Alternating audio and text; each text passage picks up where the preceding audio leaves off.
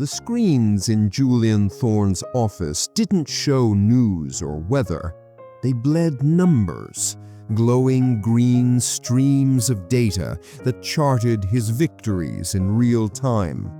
From his throne on the 80th floor, the city below was just a complex system, a machine of assets and liabilities, and Julian was the master mechanic.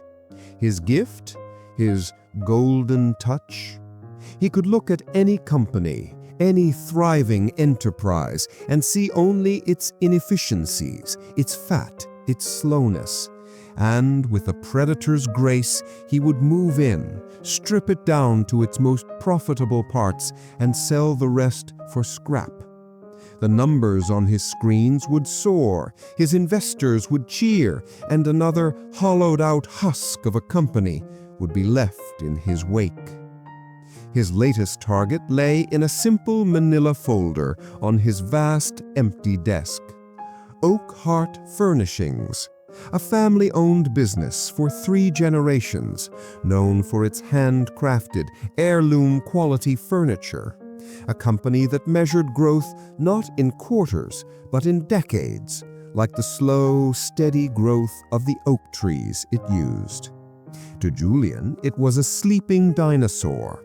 Its assets were undervalued, its pension fund was bloated, and its loyalty to its lifelong employees was, in his view, a crippling financial liability.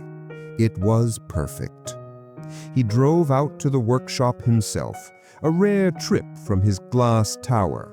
The air inside smelled of sawdust and varnish, a warm, living scent that felt alien to him. He found the owner, David Miller, a man in his late 60s with hands as gnarled and sturdy as an old oak branch, lovingly sanding the edge of a tabletop. "Mr. Miller," Julian began, his voice cutting through the peaceful workshop like a shard of glass. "I'm Julian Thorne. I represent a group that has just become your majority shareholder." David stopped his work and looked up, his eyes holding a wisdom that Julian's screens could never capture. "Shareholder? Son, my customers are my shareholders. My employees are my family. This place isn't a stock ticker, it's a legacy." Julian almost smiled. It was so beautifully naive. "A legacy," he said, tapping a polished table, "is an asset, and your assets are underperforming. We're going to unlock its true value." David's eyes narrowed. "What you call unlocking, son, sounds a lot like breaking." The battle was short and brutal. Julian's army of lawyers and accountants overwhelmed the small company. Within a month, he had full control. The unlocking began. Longtime employees were handed severance packages. The order for a new shipment of century-old oak was canceled. The machinery, polished with the care of generations, was catalogued for auction. Julian saw it all as progress, as evolution. He was turning slow, stubborn wood into fast, liquid gold. Standing alone in his penthouse that night, watching the city lights glitter below, he should have felt triumphant. He had won. The initial valuation of Oakheart's liquidated assets was already double what he'd paid. Another victory. So why did he feel nothing? A strange emptiness echoed in the silent minimalist apartment. He poured a glass of expensive whiskey, but as he raised it to his lips, he noticed a faint, almost imperceptible tremor in his hand. He dismissed it. Stress, the cost of genius. But the tremor didn't go away. A week later, it was more pronounced. Then came the headaches, a dull, relentless throbbing behind his eyes that no amount of money or medicine could soothe. His phone rang. It was his doctor, with the results of his latest tests. The voice on the other end was grim, serious, and it wasn't talking about market volatility. "The results aren't good, Julian," the doctor said, his tone devoid of its usual pleasantries. "Your blood pressure is critical. Your cortisol levels, they're the highest I've ever seen. You're running your body on pure, unfiltered stress. It's like you're liquidating your own health for some short-term gain. If you don't stop, your body will." The words hit Julian harder than any market crash. He who could predict the movement of billions of dollars had never once looked at the balance sheet of his own life. He hung up the phone, the tremor in his hand now a violent shake. His golden touch was starting to feel like a disease. The next day, driven by an impulse he didn't understand, he found himself driving past the carcass of Oakhart Furnishings. The gates were chained shut. A large "Sold" sign was plastered on the front, a tombstone for a legacy. The silence from the empty factory was deafening. But then he heard something, a faint, rhythmic sound, the gentle rasp of a handsaw against wood. He followed the sound to a small garage a few blocks away. The door was open. Inside, surrounded by a handful of his former employees, was David Miller. Sunlight streamed through the dusty window, illuminating the scene. David wasn't defeated. He wasn't broken.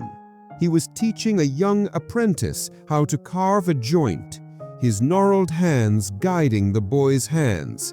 They were starting over, with nothing but a few tools, scrap wood, and a purpose that couldn't be bought or sold.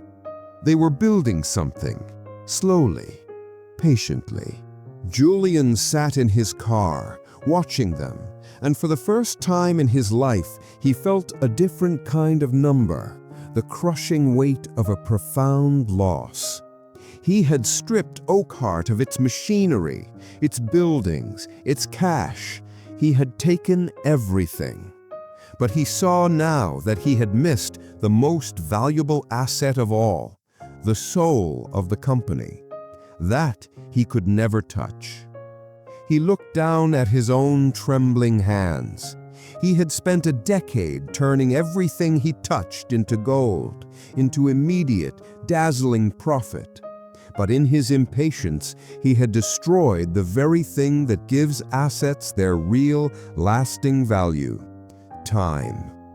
A tree needs decades to become strong oak. A company needs years to build trust and a legacy. A person needs a lifetime to build health and relationships.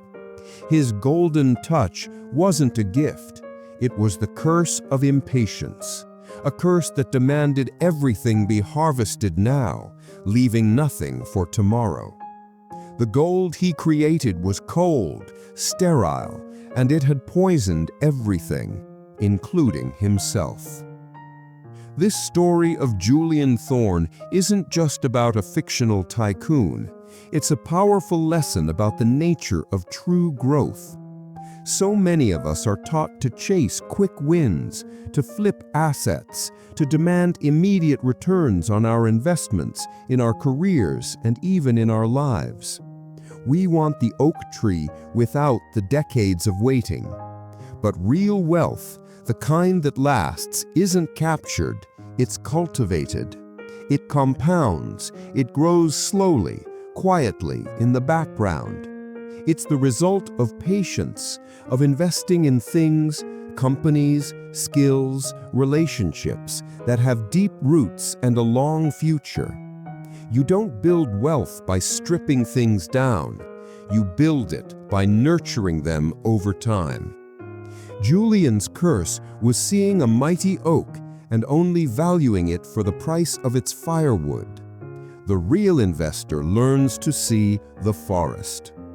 If you believe that true wealth is grown, not just seized, that patience is the ultimate financial superpower, then you have found your community here at Money Minds Tales.